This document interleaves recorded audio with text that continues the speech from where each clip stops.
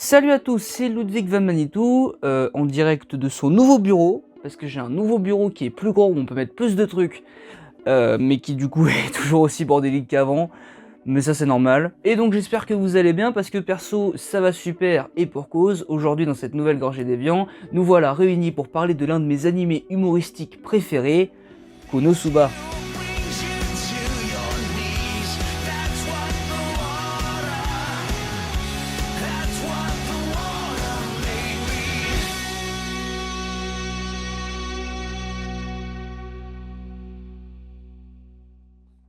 Alors, j'ai pas souvent de texte pour les gorgées d'évian, mais là j'ai quand même pris des notes parce que je vais vous dire le nom complet de l'œuvre et c'est le bordel.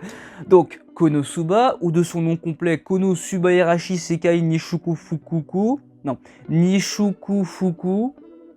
Il y a un O à la fin, pardon. Donc, Konosuba, ou de son nom complet Konosubaerashi Sekai Nishuku Fuku O, littéralement une bénédiction pour ce monde merveilleux. Et bah, c'est de ça dont on va parler aujourd'hui.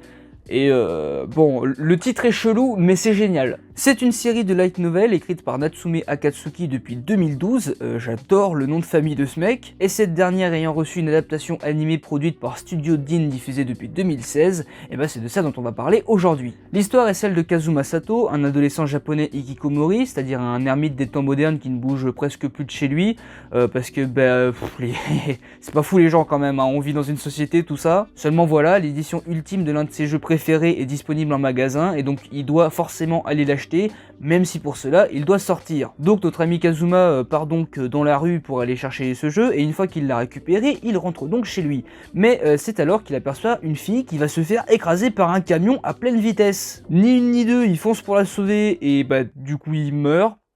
Parce que, enfin, t'arrêtes pas un 36 tonnes comme ça. Et Kazuma se réveille alors dans un lieu entre la vie et la mort, où il rencontre une déesse du nom de Aqua. Cette dernière lui explique plusieurs choses, à commencer que le mec a juste la mort la plus nulle du monde. Genre en fait, il était juste complètement à l'ouest, le camion c'était pas un camion mais un tracteur, la fille qu'il a voulu sauver était donc même pas en danger, mais le mec est quand même mort de peur sur le choc de l'accident qu'il s'imaginait, donc parce que le truc l'a même pas touché. Aussi, il a eu tellement peur qu'il s'est pissé dessus devant tout le monde, et du coup sa mort était tellement ridicule que même à l'hôpital, sa famille s'est moquée de lui, et enfin, putain, le mec a une grosse vie de merde quand même. Aqua d'ailleurs, elle aussi ne manque pas de faire remarquer à Kazuma que c'est un déchet humain, et donc elle lui dit que, vu que ta vie c'était de la merde, je vais proposer la même chose que je propose à tout le monde qui ont une vie de merde, à savoir, si tu veux, réincarne-toi dans un monde parallèle qui est construit un peu comme un jeu vidéo, comme un MMORPG, et dedans tu devras tout faire pour vaincre le roi démon qui fait régner la terreur. Évidemment, si tu réussis, tu auras une récompense ou un truc comme ça.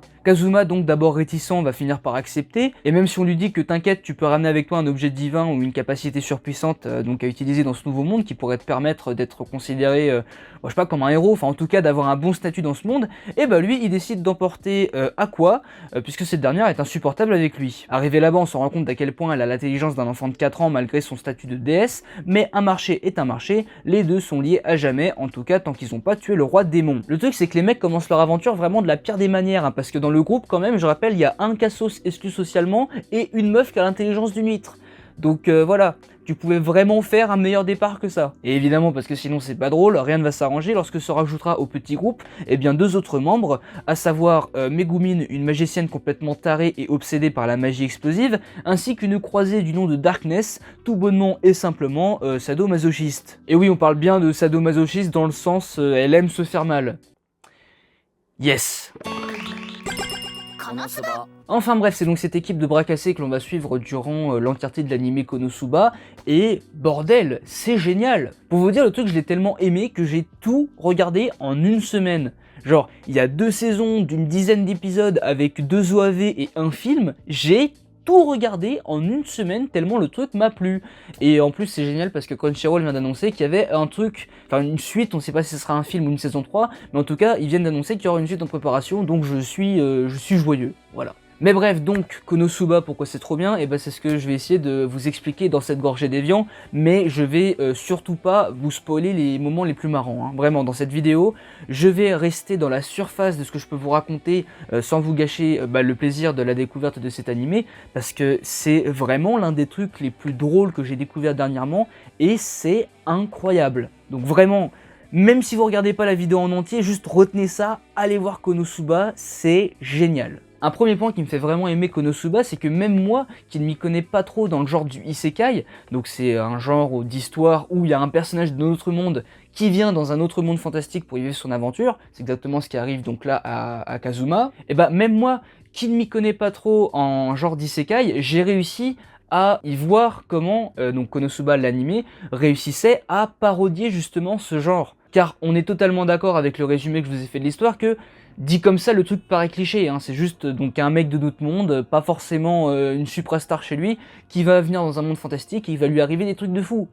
Sauf que non, et c'est ça qui est génial, c'est que dès le début et pendant l'entièreté de la série, Konosuba va se jouer justement des clichés liés au isekai et va les parodier afin de donner un truc vraiment super drôle. Genre je vous donne juste des exemples comme ça, mais généralement, je dis bien généralement, encore une fois, je ne m'y connais pas trop, donc ça se trouve je dis n'importe quoi, mais en tout cas, de l'image que je me fais des isekai, généralement c'est un mec random qui est nul dans son monde, mais qui quand il arrive dans le monde justement fantastique, va impressionner tout le monde de par ses capacités, ou en tout cas de par les aventures qu'il va vivre. Dans Konosuba, c'est pas du tout ça, parce que même quand il y a des trucs épiques, chacun des personnages est un putain de loser qui n'arrive pas à gérer la situation en fait. C'est ça qui est vraiment super humoristique, c'est que à chaque fois que tu dis « Ah bah je sais très bien où l'histoire va, je sais qu'il va se passer ça », non, il se passe pas ça du tout. À chaque fois, ça va détourner ce que tu penses qu'il va se passer. Genre un truc tout con, Kazuma quand il arrive dans ce monde, il est là en mode « Putain, c'est trop bien, bon j'ai une mort de merde, mais c'est génial, je suis dans un nouveau monde, je vais pouvoir faire ce que je veux et tout. » Et non! Le mec, pendant les 6 premiers mois à peu près où il est dans ce nouveau monde, il doit être maçon pour se payer une chambre d'hôtel. Parce qu'il a juste pas de talent.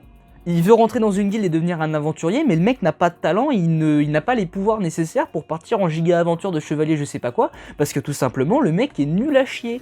俺の考えていた異世界の暮らしと違う。駆け出し冒険者の収入は不安定で、寝床も馬小屋で寝るとかが普通。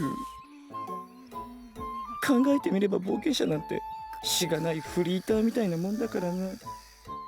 裕福な日本ですらホテルで寝泊まりするフリーターなんていねえ。最低賃金、労働基準法、何それ美味しいの？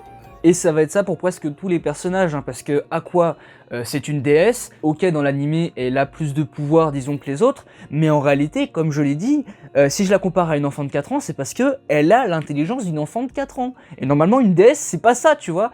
Donc rien que ça, c'est génial, et Aqua, dans tout l'animé, elle fait n'importe nawak, c'est absolument génial, mais en fait, tous les persos sont incroyables. Megumin, comme je disais, qui est complètement addict à la magie explosive, qui fait donc tout péter, et évidemment Darkness, qui par son principe est censée être la chevalière noble, tu vois, et en fait non, la meuf c'est une sadomaso, mais genre elle est là pendant tout l'anime en mode est-ce qu'on peut aller dans cette mission où je peux me faire genre vraiment frapper très fort, comme ça j'aurai mal et c'est cool. Et donc tout l'anime est loufoque et décalé comme ça, et à chaque aventure que vont vivre nos héros, mais ça part de plus en plus loin. En fait il n'y a pas de limite à ça. Et un autre point justement lié au cliché et que j'ai pas précisé avant, c'est que Kazuma, vu qu'il vient de notre monde, bah il a la connaissance de notre monde, il a la culture de notre monde, et donc il sait comment est censé se passer l'histoire d'un isekai ou l'histoire d'un manga. Et donc à chaque fois dans les aventures il est là en mode non mais putain les gars, c'est sûr qu'il va nous arriver ça, arrête de dire que tout va bien, c'est sûr que le méchant il est pas mort en fait. Et à chaque fois il va se passer ce qu'il prédit, parce que du coup lui est au courant de ce qui est censé se passer. Et bon là aussi c'est incroyable. Faut vraiment que je trouve d'autres termes que incroyable, parce que genre quand j'écris pas mes vidéos c'est très pauvre niveau vocabulaire, hein. Mais je m'en fous, j'ai passé mon bac de français alors j'ai le droit. En fait, j'ai dit dans l'intro que je devais pas faire une liste détaillée de tout ce qui est incroyable, justement pour pas vous gâcher le plaisir, mais c'est impossible. J'ai juste envie de citer tout l'animé tellement le truc est génial. Je pourrais vous citer la musique, qui est vraiment cool, mais surtout l'animation, sa mère, parce que l'animation, bon, vous pouvez pas regarder là, mais je vais vous passer des extraits. L'animation est incroyable par moments, et ce qui est vraiment drôle par rapport à ça, c'est qu'elle est incroyable dans les moments les plus ridicules, et du coup ça crée un décalage entre ce qu'on voit et comment la chose est faite, entre le fond et la forme, et enfin, ça aussi c'est génial. L'univers de Konosuba, c'est un univers dans lequel t'as vraiment envie de te plonger, parce qu'il regorge d'idées géniales. Genre tu vois des choux volants, des grenouilles géantes. Encore une fois c'est complètement con, ça n'a aucun sens, mais c'est ça qui est génial.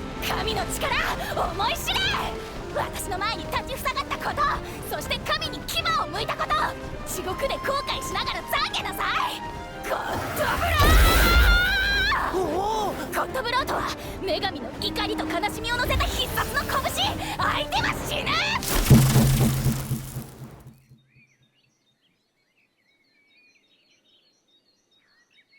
カエルってよく見ると可愛いと思うの。 Les personnages d'ailleurs qui ont tous une personnalité propre, et ça c'est juste incroyable, parce que quand tu apprends à les connaître, quand tu es vraiment attaché à eux, tu sens venir les moments où tu te dis ça dans ce moment c'est sûr le personnage il va faire ça. Dans les moments comme ça forcément c'est juste hilarant, parce que même si c'est sûr que ça va arriver, mais c'est quel plaisir, je vibre. Un petit disclaimer néanmoins, c'est que quelquefois l'animé fait de l'humour autour des choses assez olé olé de la vie. En gros, le montrez juste pas aux gens trop jeunes et ça devrait aller. Mais bref, donc au-delà de ce disclaimer, évidemment, tout l'humour qui tourne autour de ça, bah, je suis désolé, mais c'est génial, c'est tout. Je vais faire un compteur à combien de fois j'ai dit génial, incroyable, etc. Mais je ne peux rien dire d'autre, c'est trop bien. En particulier, donc, l'humour lié au truc olé olé, parce que, putain, mais les situations dans lesquelles les personnages se retrouvent, mais c'est débilement con. Et c'est drôle, c'est ça le pire, c'est que c'est drôle. Un exemple, mais je vous ai dit, il y a des grenouilles géantes, et forcément, quand tu te fais avaler par une grenouille géante, bah t'as une dégaine chelou, tu vois, t'es tout visqueux, etc. Et forcément, mais t'as de l'humour de situation par rapport à ça, en mode quoi, mais qu'a donc fait Kazuma avec ses filles? Pourquoi elles sont toutes visqueuses et tout? Qu'est-ce qu'il leur a fait, tu vois? Et du point de vue extérieur, bon, Kazuma est un personnage assez... pas nécessairement pervers, mais bon voilà quoi, c'est bien le cliché de l'ado, etc. Mais voilà, donc du point de vue extérieur, l'image que se fait les mecs random de nos héros, c'est drôle, surtout quand tu sais la vérité, quand tu sais que bah non, il s'est pas passé des choses obscènes entre les personnages, c'est juste que elles sont connes, elles se sont fait bouffer par des grenouilles géantes, tu vois. En fait, j'ai vraiment l'impression que j'ai passé la vidéo à ne pas dire grand chose, juste à vous dire c'est trop bien, c'est trop bien, c'est trop bien, et sans forcément d'arguments. Mais encore une fois, si je ne vous donne pas ces arguments, en tout cas ces exemples, c'est pour que vous découvriez pleinement tout ce qu'il y a en fait dans Konosuba. Si j'en dis le moins possible, c'est parce que vous devez aller voir cet animé pour voir justement ce que ça va vous offrir, et vous ne serez pas déçus en fait. Vous ne serez pas déçus, je vous le garantis.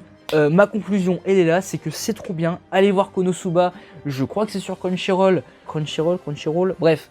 Il y a forcément un truc où vous pourrez aller voir Konosuba, et moi vraiment, mais je vous le recommande chaudement. Je vais lire d'ailleurs incessamment sous peu, je pense, le light novel, et ça vous montre à quel point le truc m'a touché, parce que de base, je suis un plus grand fan des BD / manga que de la littérature genre papier, genre roman, tu vois.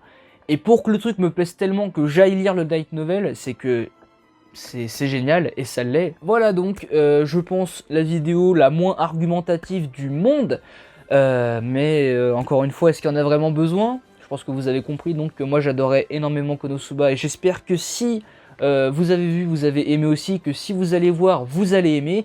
Dans tous les cas, dites-moi dans les commentaires quelle est votre expérience avec cet animé. Et moi, je vous dis à plus pour une prochaine vidéo. C'était Ludwig van Manitou en direct de son nouveau bureau. Je suis trop content de mon nouveau bureau. Mais donc voilà. Allez, je vous dis à plus pour une prochaine vidéo. Donc à plus.